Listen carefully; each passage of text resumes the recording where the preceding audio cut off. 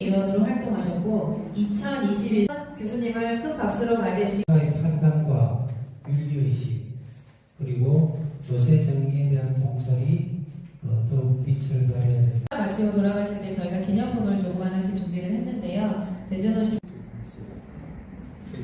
석박사의 주체로 이제 대전지방 평가 토론을 하게 돼서 상당히 반갑습니다. 제 고향이 대전이고 대전에서 첫 번째 첫 스타트를 해서 끊는 거. 대전지방 세무사 석박사회가 이런 자리를 마련해주신 친흥이를 우리 회장님께서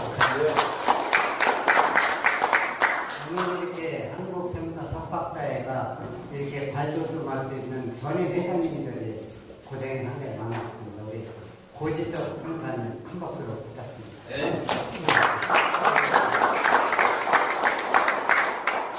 굉장히 회장님.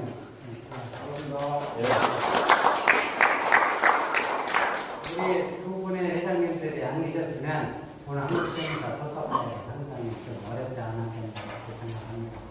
오늘 날씨도 좋고요. 장소가 너무 쾌적해서 좋았습니다. 우리 이게 서울에 있다라면 한 몇대가 갖고 있을 것 같은데 대전에 있다 보니까 좀 빚을 많이 받아지 못하는 것 같습니다. 우리 한국세무사 석박사회는 이제 좀 올해 두 가지 역점 사업을 하고 있습니다. 첫 번째는 우리 한국과학기술교육대학하고 한국기술과학대학하고 한국세무사회하고 대학원대학교에 대한 설립 MOU를 체결했습니다. 작년 5월달. 그래서 이번 달 다음 주에 부재희 회장님, 이동길 회장, 그다음 이석정 연구원장 저하고 서울과기대에서 프로젝트, 그다음에 교수, 대학원장 이런 거에 대해서 토론을 하고 있습니다. 제가 한국과학기술교육대학에 요청한 세 가지입니다. 하나는 대학원장을 한국세무사에 추천하는 사람을 할 것. 두 번째는 교수 선임권을 한국세무사에서 가질 것. 세 번째는 학과 과정 개설을 한국세무사에서 할 것. 이 세 가지를 강력하게 요청했는데 두루 대학을 다 했는데 한국과학기대만 못했습니다. 그래서 한국과학기대랑 MOU를 하게 됐습니다.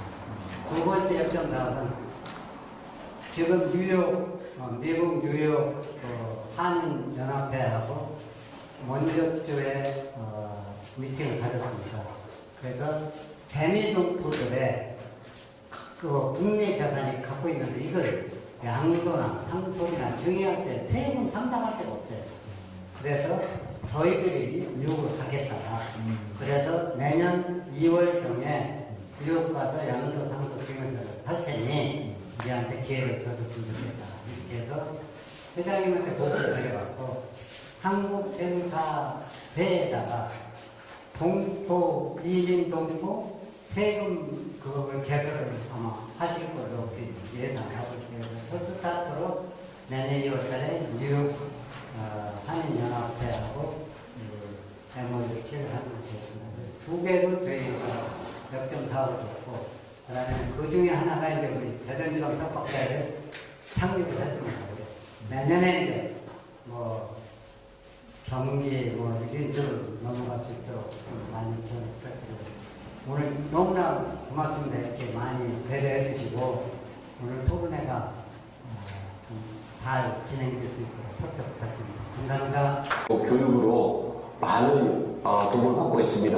오늘 대전지방 세무사 석박사회 2025년 추계 학술대회에서 부동산 감정평가 문제, 그리고 종조에 대한 세금 문제, 그리고 가산자에 대한 세금에 이르기까지 다양한 주제로 좋은 학술대회가 기대됩니다. 오늘처럼 앞으로도 대전지방 세무사 석박사회의 다양한 연구와 그리고 교육이 이어지기를 희망하며 대전지방 세무사 석박사회의 무궁한 발전을 기원하겠습니다. 감사합니다. 박수로 맞이해주시기 바랍니다. 근데 재무제표를 다 신고를 해야 되나? 일반 법인처럼 이제 이런 고민에 빠지게 되는데, 그 제가 본문에는 어디에 그 서식이 어떻게 들어간다라는 것들을 기재를 해놨습니다만, 어쨌든 재무제표 등의 첨부 서류 제출 의무가 없습니다. 그래서 간단하게 신고가 가능하다, 이렇게 보시면 되겠고요. 또 하나 특이한 거는 종중 같은 경우에는 아마도 선산이나 이런 것들이 수용이 되거나 매각을 했을 때의 취득 자체가 아마 굉장히 오랜 전에 아마 취득을 했을 겁니다. 그랬을 때에 실제 취득가액과 그러니까 90년 1월 1일 이전에 취득한 그 자산에 대해 가지고는 실제 취득한 가액과 91년도 1월 1일 기준의 기준시가 중에 유리한 걸로 적용할 수 있도록. 이거는 우리가 소득세법상 85년 기준으로 해가지고 환산하고 뭐 하는 그런 것과는 달리요. 그냥 91년 1월 1일 기준 현재의 기준시가를 적용하기 때문에 이 부분도 아마 적용하시게 되면은 상당수는 취득가액이 더 올라가는 것으로 보입니다. 4번에 과세대상 제외소득 요건입니다. 고유목적 사업에 사용을 해라. 그러면은 이 고유목적 사업이 뭐냐?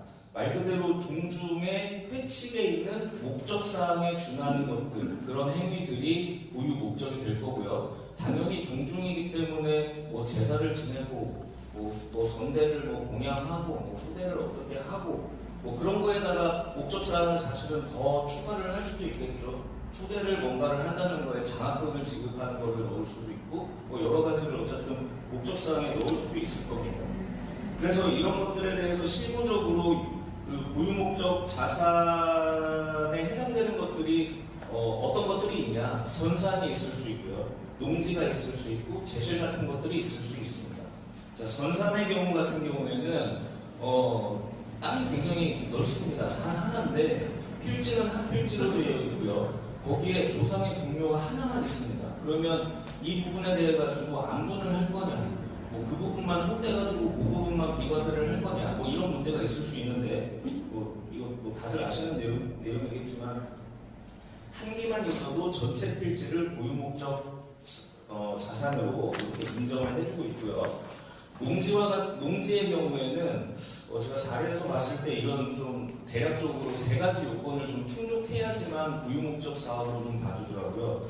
구성원, 그 종중 구성원이 그 종중 소유의 농지를 직접 경작했냐, 그 다음에 그 경작한 종중원이 종중에게 대가를 지급을 했느냐, 그리고 그 농지에서 나온 수확물을 종중과 관련돼서 사용을 했느냐, 이 세 가지 요건을 충족했을 때에는 고유목적 자산으로 봐줍니다. 근데 지금 들어보셔서 알겠지만 좀 현실적으로 적용되기는 좀 어려울 것 같습니다. 왜냐하면 도지를 안 받을 일도 아마 없을 거고요. 그 수확물을 전부 다 종중과 관련돼서 사용을 했다라고 보기는 아마 뭐 찾으면 있겠지만 실질적으로는 많지 않을 거라고 생각이 듭니다.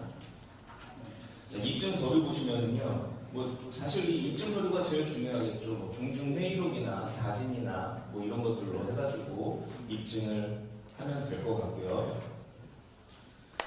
그러면 또 5번에서 이런 의문이 들 수 있습니다. 매각하기 1년 전에 제가 승인을 받았습니다. 그러면 나는 과거부터 전산으로 사용해왔는데 이 고유목적 사업으로 사용한 기간을 법인 승인 이후인 1년으로 볼 거냐, 아니면 그 전에 사용했던 기간들도 고유목적 사용 기간으로 봐줄 거냐. 예, 결론은 아까 우리 최동일 교수님께서 하신 것처럼 결론은 예, 당연히 그 정보까지 다 포함을 하라는 겁니다. 이렇게 해가지고 봐준다.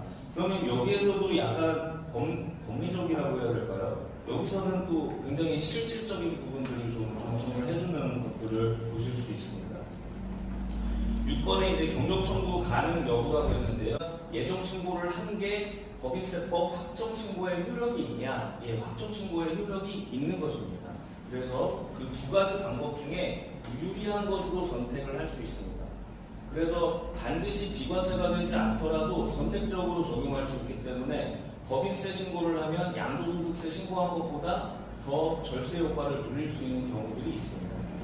유형자산의 양도는 원칙적으로 수익사업에 해당하고요. 그래서 비영리법인이라고 하더라도 원칙적으로는 법인세 신고 의무가 있습니다. 그렇지만 다만 그 고유목적 사업에 직접 사용된 자산, 그러니까 3년 이상 고유목적에 직접 사용을 한 자산의 양도라고 한다면은 과세소득에서 제외하겠다.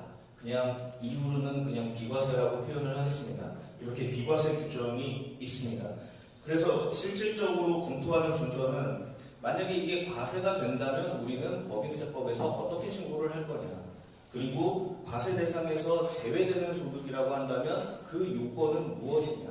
그리고 그 이후에 과세 대상으로 신고를 했는데 과세 대상이 아닌 소득의 요건을 갖추었을 때 우리는 경정 청구를 어떻게 할 것인가. 요구 보완이 이루어져야 그 문턱 효과를 그래도 일부 줄일 수 있지 않을까라는 생각을 해보았습니다.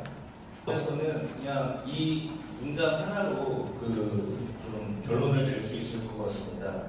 형식은 세제 질서 유지의 수단이고 실질은 조세정의 본질이다.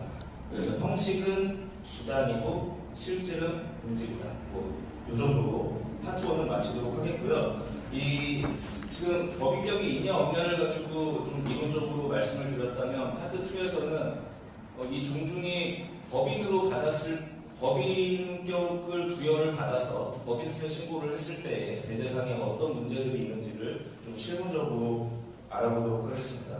하지만 이론적으로 승인 철회도 가능하다고 생각이 듭니다. 그런 문제점이 있습니다.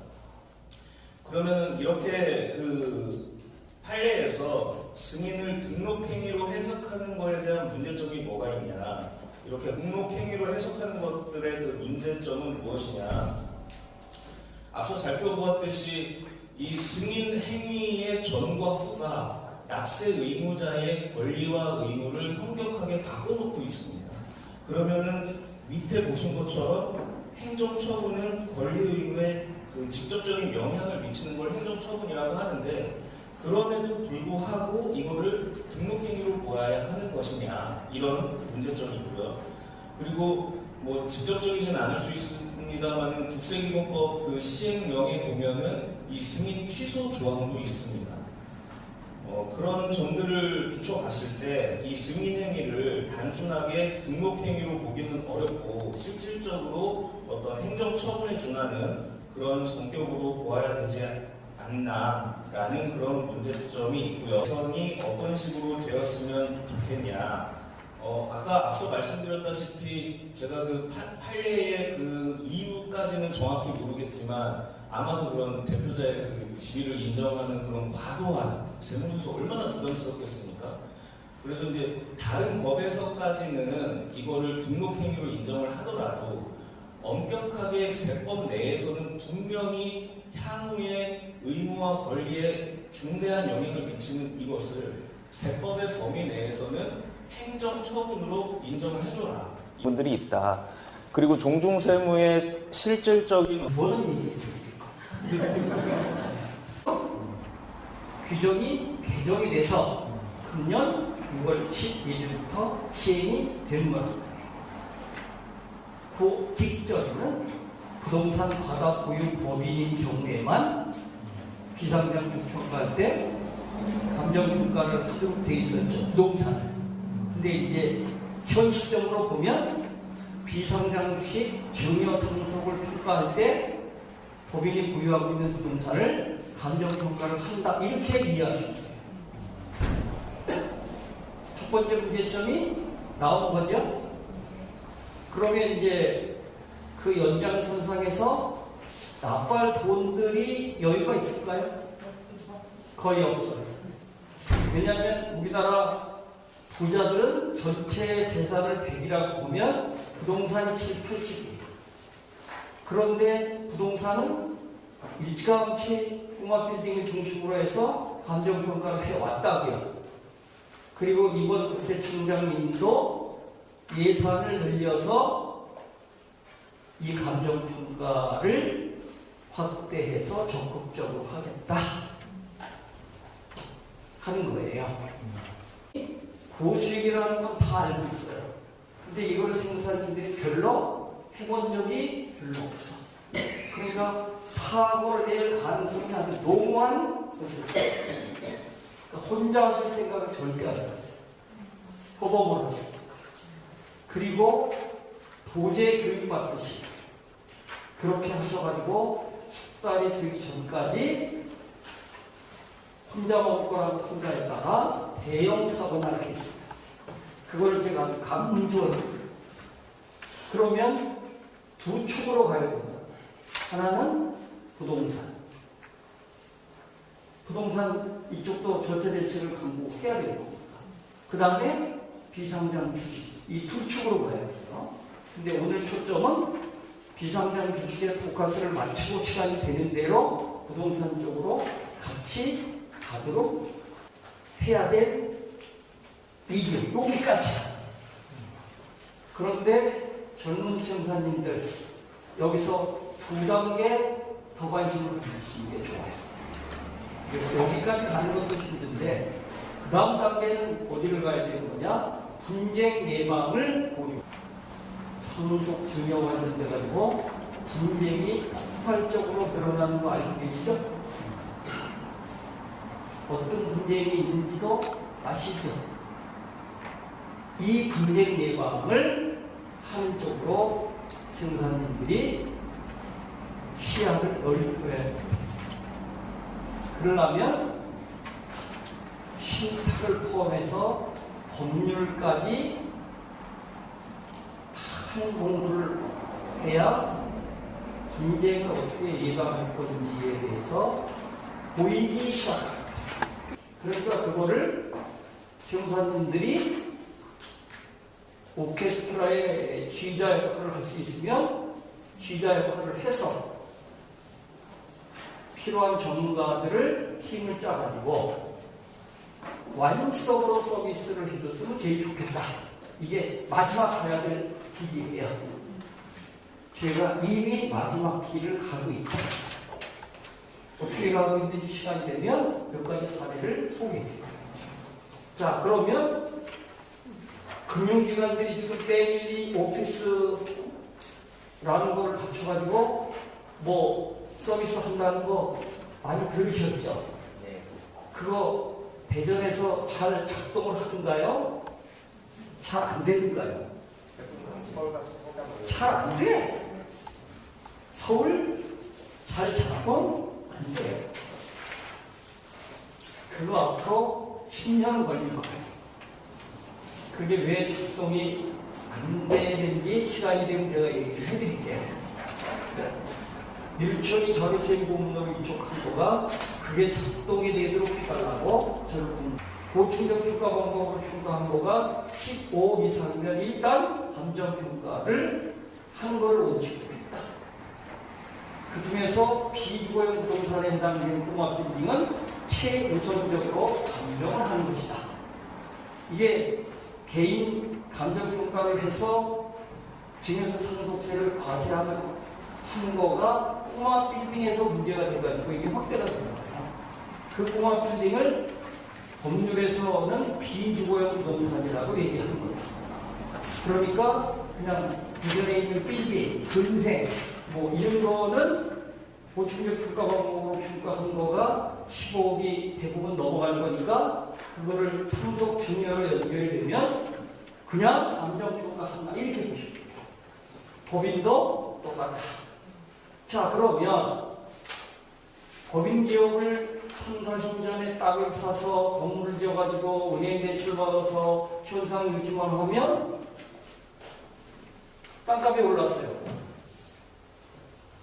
그러면 그게 비상장 주식이 법인이 소유한 부동산을 감정평가를 하지 않으면 뭐 일주당 100만 원 정도 가는 거야. 그런데 이걸 부동산을 감정평가를 해보니까 뭐 250만 원 내지면 300만 원 간다. 이렇게 보자는 거예요. 그런 게 대전 어디에 있는지 저는 몰라. 관심도 없고. 수도권은 넓었어요. 공단에 30-40년 전에 산 땅이 지금 다 이렇게 했어요. 10배 오른 것도 많다는 거예요. 자, 그러면 증여나 상속을 1-2년 이내에 해야 되는 경우가 있으면 당사자가 이 문제점을 알고 있을까요? 알고 있을 가능성도 있지만 모르고 있을 가능성이 굉장히 많다.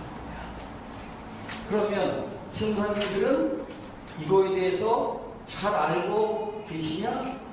잘 알고 계실 거라고 믿어요. 석박사님들이니까. 그러면 절세 대책도 잘 알고 계시냐 하는 거예요. 리스크 관리는 되겠어요? 잘 모르는데 리스크 관리가 되겠냐고요? 될 리가 없지. 그러면 고객을 만나서 신뢰를 얻고 리드를 해서 본머리로 끌고 갈까요? 끌려다닐까요? 끌려다니고 있어요, 지금. 여기까지 이렇게 해도 별로 기분 안 나쁘시죠? 기분 나쁘다 그러세요. 자, 그러면 이 절세 대책을 하려고 그러면 가족법인이라는 걸 모르고는 이제 텍스 트레이닝을 못하게 되고 있어요. 많이 들어보셨죠? 가족법인. 가족법인은 법상 용어는 아니에요. 특정법인을 그냥 가족법인이라고 이해하십니다. 특정법인이라는 얘기 많이 들어보셨잖아요. 상속세계 증여세법 몇 조에 있는 용어예요? 저는 조문을 아주 좋아합니다. 45조의 5에 있는 내용이에요. 그러니까 우리나라 그냥 비상장법인은 99.9% 특정법인이라고 보면 돼. 30% 이상이 특수관계자라고 구성이 되는 특정법인이니까. 자, 그런데 여기를 활용하셔야 되는데 41조의 4하고 45조의 5를 구분해서 보시어야 돼요. 1조의 4는 부모 자식 간에 무이자로 빌려줄 수 있는 금액이 2억 남짓하라는 금액을 알고 계시는 거잖아요. 그게 연 금리가 4.6% 계산한 거가 1년에 1,000만 원 이하이면 증여세 과세 안 난다니까 그 역산하면 2억 1,700 나오는 거라고요. 그런데 자녀들이 주주들이 있는 법인을 만들어서 아버지가 가지고 있는 돈을 법인에다가 빌려줄 수 있단 말이에요.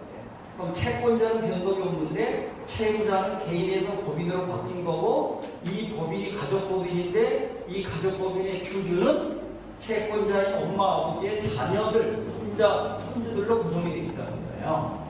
그러면 개인 주주가 연금리 4.6%로 계산된 이자 상당액이 1년에 1억 원 이하이면 과세를 못하도록 만들어 놓은 거가 상징법 45조의 5다 이 얘기예요. 그럼 그걸 역산해보면 얼마예요? 21억 7천이죠? 예? 그러면 손자 2사람, 아들, 딸 2사람, 4사람이 지분이 25%씩 균등해. 아버지가 100억이 있어. 그럼 거기다가 80억을 무이자로 빌려줘도 은행법으로 과세를 한 푼도 못한 거. 이해되셨나요? 네.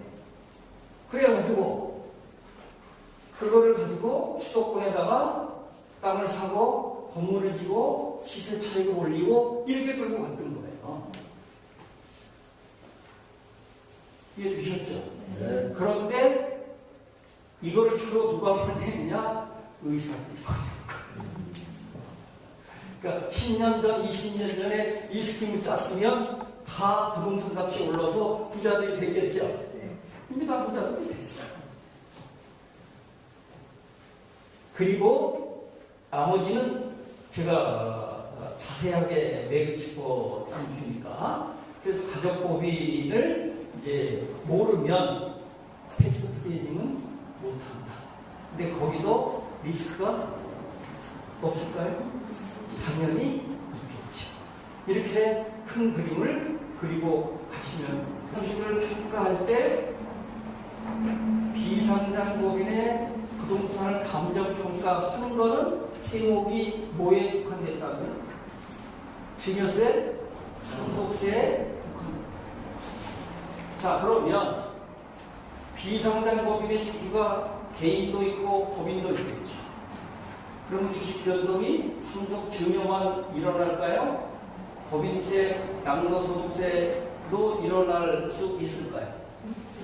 당연히 상속세, 증여세 말고 법인세, 양도소득세도 일어날 수 있잖아요. 자, 그러면 개인이 아버지가 가지고 있는 이 주식을 아버지에게, 아들에게 매매한다. 이렇게 살짝 바꿔보잖아요. 그래서 부동산을 감정평가 안 하면 일주당 100만 원. 감정평가하면 250. 그래서 100만 원으로 매매를 했어. 문제 없을까요? 제가 묻잖아요. 그러면 문제가 있다든지 없다든지 모른다든지 뭐가 반응을 보여줘야지 석박사는. 좋아요. 그러면 한 분만 문제가 있으면 뭐가 있는 거고 없으면 뭐가 없는 건데 문제점의 핵심은 뭐다? 찔러보라고. 핵심은 부당의 구입. 그거는 핵심이 아니고. 오케이. 감정평가를 해서 비상장평가를 해야 뭐 부당이 증여세 문제가 생길 거잖아요. 이해되셨나요? 그러면 매매를 한 경우에 상속 증여와 똑같이 감정평가를 할 수 있는 거냐? 여기가 이제 견해가 갈립니다. 할 수 있다? 할 수 없다. 결론 안 났습니다. 그러면 양도소득세를 가지고는 감정 못하죠. 그렇지.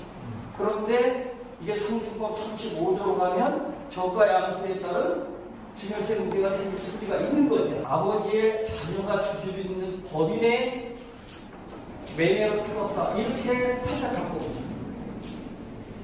그러면 개인 주주에게 증여세 과세가 되냐 안 되냐는 문제로 연결이 되는 거죠. 이해되시죠?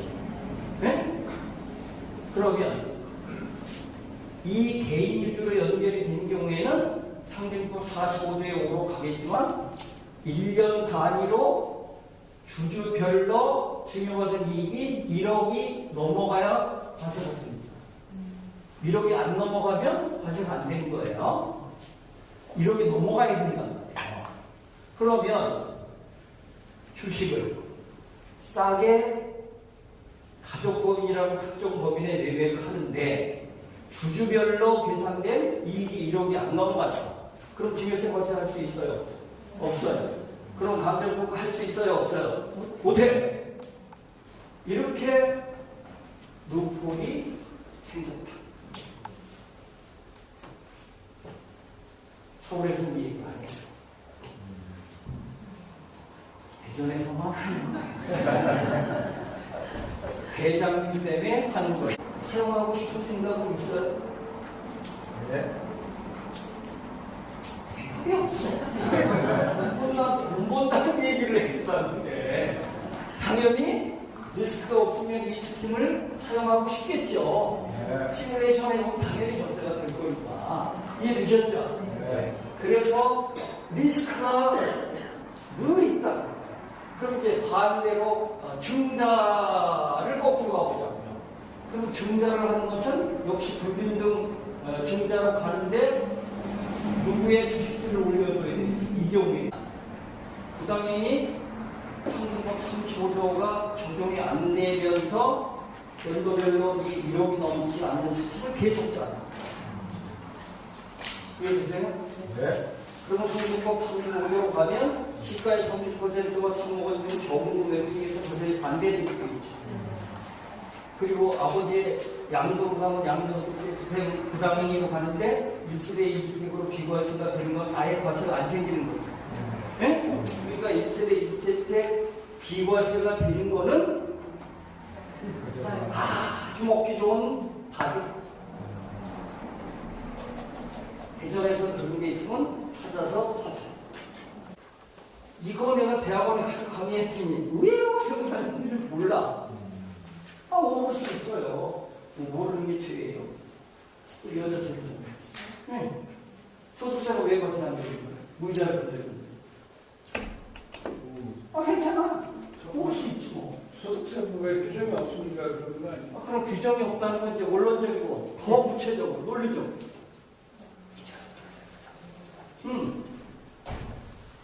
진짜가 없다는 거. 이자율 부당행위가 적용되지 오케이, 답 나왔네. 자, 인사소득은 부당행위 대상 소득이다, 아니다? 아니다. 사업소득은? 기다. 그러면 무이자로 빌려준 게 금전대보업으로 가면 부당행위에 적용되는 거예요. 그런데 금전대보업이 아니면 비용대부의 이익으로 간 이자소득. 이자소득은 현행소득세법에 부당행위 대상 소득이다, 아니다? 이해되셨죠? 법인은 무이자로 100억을 빌려먹으니까 이익을 본 거다, 손해를 본 거다? 이익을 본 거다. 그러니까 부당행위 적용 대상이 되는 거다, 안 되는 거다? 안 되는 거예요. 부당행위는 기본적으로 손해를 본 경우에 특수공모자 간의 거래가 4.6%로 예상된 5년치 이자 상당액을 상속 재산가액에 플러스 시킨다. 그리고 원금 100억은 당연히 상속 재산이 되는 거겠죠. 이해되셨나요? 이해됐죠? 그렇게 하는 겁니다. 자, 그러면 그 다음 표현을 할 건데, 이게 증여세, 산출세액을 기납세액으로 공제를 해줘야 될 거잖아요. 그런데 법인에서 증여세를 낸 사실이 있나요? 없죠. 그리고 결성법인이면 법인세 낸 것도 없죠. 흑자법인이면 법인세 낸 거 있나요? 이자 상당액에 대해서? 없죠. 부당행위가 안 갔으니까. 이해됐어요? 네. 그럼 법인으로 보는 경우에 유리한 경우는 이제 지금 얘기한 이제 비용요법인 이런 거와 관련돼 가지고 쭉 가는 건데, 그러면 이제 이 비용요법인으로 이제 볼 거냐 하는 거와 관련돼서 세무사님이 사항별로 없는, 즉 등기가 되지 않은 사단법인 기타 재단을 승인 전이라도 소득의 실질 부족이 종주인이 입증되면 대표자 개인 소득하고 합산하지 않는다는 내용입니다. 그 이자 소득에 대해 가지고 여기 보시다시피 우리는 종중은 고유목적 사업 준비금 대상은 아닙니다. 그래서 일반적으로 고유목적 대상 비영리 법인 같은 경우에 고유목적 적립 대상이 되는 그런 법인들은 이자 소득은 100% 고유목적 사업 준비금으로 적립을 할 수 있고 그 외의 소득은 50%로 적립을 함으로써 송금을 털 수 있는 데 비해서 종중은 그런 제도가 없습니다. 고유목적 사업을 적립할 수 있는 단체는 아니고요. 다만 법인세법상 고유목적으로 사용을 하게 되면 일반기부금, 이름이 바뀌어서 지정기부금, 과거 지정기부금으로 봐가지고 10% 공제는 받을 수 있는 것은 있습니다. 그러면 이제 이거를 법인세를 넣었을 때에 송금산입은 되지는 않지만, 물론 저는 친구 넣을 때 무서워서 일반기부금으로 넣지는 않았습니다만, 세율 차이가 날 수 있지 않겠습니까? 우리가 수익사업이 굉장히 많지 않다고 한다면 아무래도 법인세법 9% 세율을 적용받을 거고 원천징수세율은 13%이다 보니 그 외부에 있는 은행의 금융 원천징수세율보다 적게 되고 그 부분에 대해서는 일부 환급을 받을 수 있다. 그런데 다만 아까 제가 좀 전에 말씀드렸던 것처럼 우리 소송 중에다가 빌려줘가지고 돈을 받은 이 비영업 대금 이익에 대해서는 해당하지 않는다라고 법문에 명확하게 되어져 있기 때문에 그거는 환급을 받을 수 없습니다. 차 자체는 폐지되어서는 안 된다고 생각을 합니다. 비영리 법인에 대한 세제 혜택은 일반 법인이나 개인사업자보다 우월한 지위를 부여하는 것이므로 이를 남용하거나 형식적으로 악용할 가능성을 방지하기 위해서는 세무서의 승인이라는 객관적 심사 과정이 반드시 필요하다고 생각을 합니다. 즉 승인제도는 단순한 형식이 아니라 비영리 법인 요건의 실질 검증장치이자 소재 질서 제도 유지를 위한 최소한의 절차적 안정장치로 이해를 해야 된다고 생각합니다. 다만 승인 행위의 법적 성격은 명확히 해야 된다고 봅니다. 아까 그 창원지법 판례만으로 이게 어떤 효과가 있는지, 법적 성격이 있는지 그렇게 판단하기보다는 그 세무서가 승인 여부를 판단하고 불승인한 통지를 하는 행위에 대해서 단순한 등록 행위가 아니라 납세자의 권리 의무에 직접적인 영향을 미치는 행정처분으로 그렇게 좀 명확히 규정을 해야 된다고 생각을 합니다. 따라서 승인 행위를 행정처분으로 해서 이에 대한 행정심판이나 소송 등 불복 절차를 명확히 해야 된다고 생각합니다.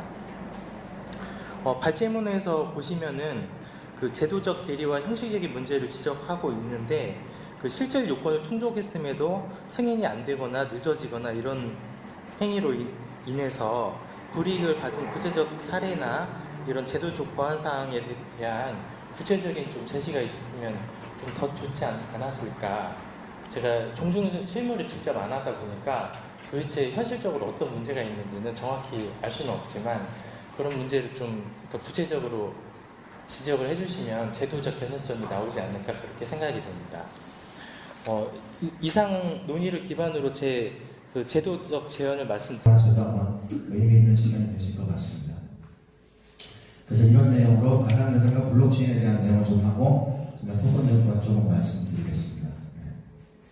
2010년대 미국에서 서브프라임 모기지 사건 너무나 유명해서 다 아시죠? 그리고 그 다음에 리만 브라더스 파산에 이어가지고 금융위기에 이어가서 많은 사람들이 고통과 신음 속에서 그 월스트리트의 그 CEO나 그 돈 많은 투자자들은 여전히 높은 연봉에 고액의 명태를 받고서 물러나는 그런 아이러니한 상태가 많이 긍정적인 금융 시스템에 대한 여러 가지 문제점을 와중에서 새로운 논문이 하나가 발표됐습니다. 그게 바로 그 사토시 나카모토라고 하는 사람이 쓴 비트코인 피어-투-피어 일렉트릭 캐시 시스템이라고 하는 피어-투-피어는 개인 간 전자 화폐 시스템 이런 한 20여 쪽의 간단한 논문이 하나 발표가 됐습니다. 이 사토시 나카모토라는 분은 지금도 했어요. 그래서 17, 8세 비트코인 매거진 편집장을 지낸 굉장히 천재적인 소년이었는데 이 소년이 계속 주장한 것이 비트코인을 조금만 업그레이드해서 여러 가지 기량을 넣을 수 있으면 굉장히 더 유용한 기능을 많이 하는 부태인한테 일종의 후원이죠. 또 현금하는 것이 비트코인도 그러했죠. 물론 싸지만 대신에 흔했으니까. 그게 우리가 뒤에서 배울 통근주권 바로 앞단계에 나오는 ICO의 시초입니다. 그래서 처음으로 이제 비트코인이 한 개가 만들어졌는데 비트코인은 이와 같이 약간의 여분의 공간에다가 어떤 특정한 자기의 유용하게 활용할 수 있지 않아 하는 주장을 한 사람이 만든 코인이 바로 이더리움입니다. 여러분들 다 아시는 그 비텔리 부텔이라는 하는 젊은이죠. 당시 한 20살밖에 안 되는 천재 젊은이죠. 소련의 러시아에. 그래서 그 비트코인을 나오고 그 다음부터 비트코인과 비슷한 여러 가지 종류의 코인들이 나오는데 그것을 얼터너티브 대체라는 뜻이죠. 코인 해가지고 알트코인이라고 합니다. 질문 해주시면